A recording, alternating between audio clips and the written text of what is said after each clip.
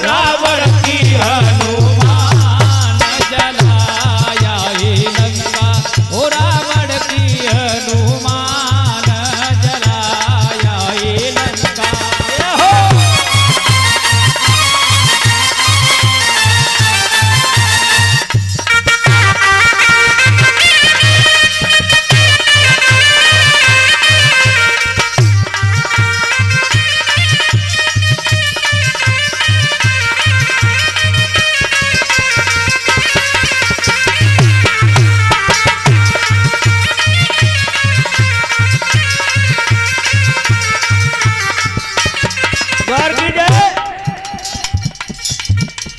धन्य है पूरी नगरी में हाहाकार शोर मचो है, और जो सीता की वह पैरों लगाए नहीं, राक्षसी भी ने मालूम पड़ गई कि वह बंदर ने घर घर में आग लगा दी। बे भाजी भैया हमारे कपड़ा हमारे महल नहीं बन जाए, झोंपड़ी नहीं बन जाए, ओहो ओ बांदर त्यो नाश हो जाइयो, त्यो पूरा है जाइयो, ओ तेने घर में आग लगा दी भैया। अरे रावण की हनुमान जलाए लंका, ओ रावण की हनुमान जलाया ये लंका, ओ जलाया ये लंका, ओ बजाया ये डंका, जलाया ये लंका, ओ बजाया ये डंका, ए रावण की हनुमान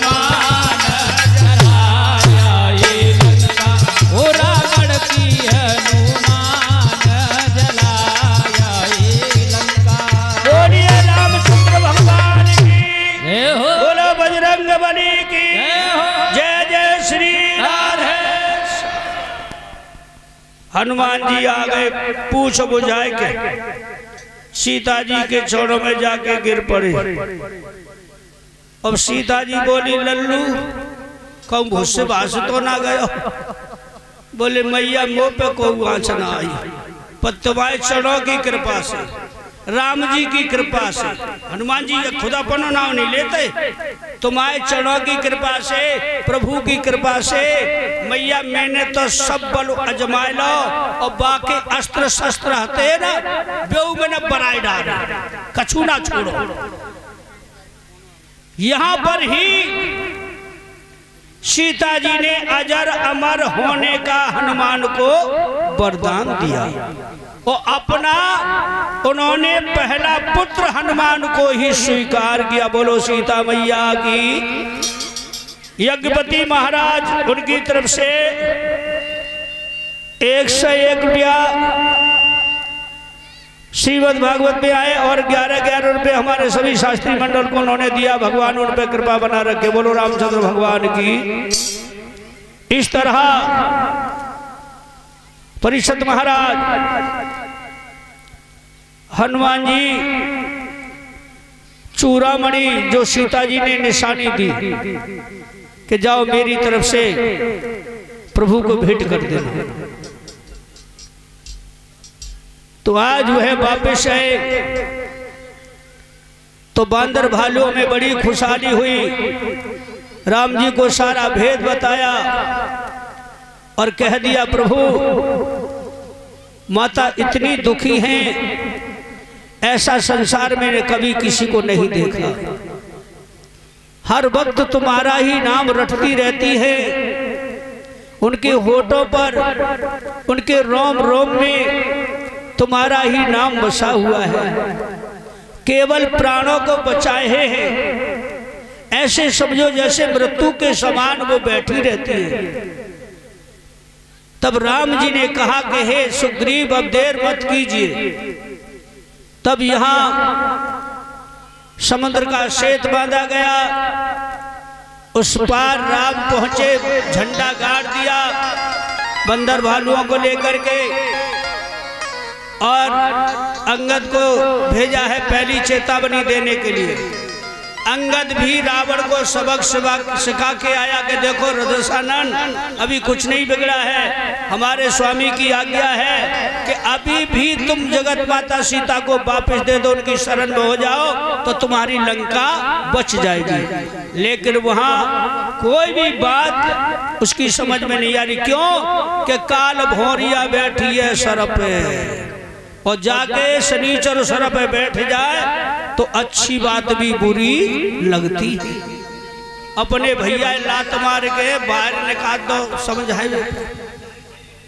तो विभीषण जाकर के राम जी से मिल गए, उन्होंने बड़े सीने से लगा करके लिया और लक्ष्मण के द्वारा रेती में ही तिलक कर दिया उनका कि लंका के राजा अब तुम ही आगे बनोगे। बोलो रामचंद्र भगवान की जय हो। प्रथम युद्ध हुआ तो उधर से मेघनाथ, इधर से लक्ष्मण।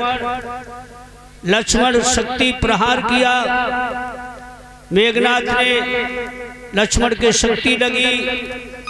हनुमान जी वैद्य सुखेन को ले गए, वैद्य सुखेन ने संजीवनी बताई और उन्होंने कह दिया कि यदि रात और रात में संजीवनी आ जाएगी तो लक्ष्मण बच जाएंगे, यदि सूर्योदय हो गए तो लक्ष्मण बचने के नहीं है। ध्यान दीजिए, यहाँ हनुमान जी की वहां राम जी ने पकड़ के कहा, श्रीमान सिया राम जी यहीं के निवासी, 51 रुपये श्रीमद् भागवत में आए, भगवान उन्हें मैं परिवार को खुशहाल रखे। तो गौर कीजिए मेरी माताओं, बहनों, भाइयों, बुजुर्गों, जब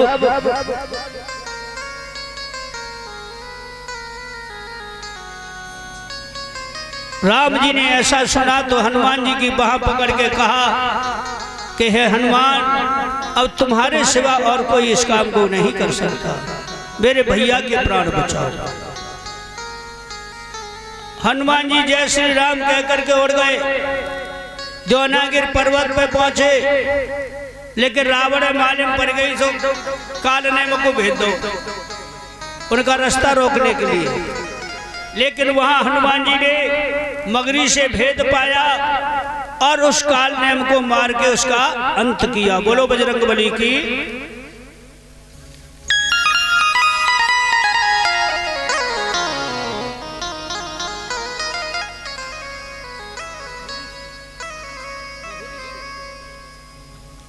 श्रीमान महर्षि जी के पुत्र कैलाश जी, उनकी तरफ से 211 रुपए की माला गले में अर्पण हुई। भगवान उन्हें मैं परिवार को खुशहाल रखे। और ये 11-11 रुपए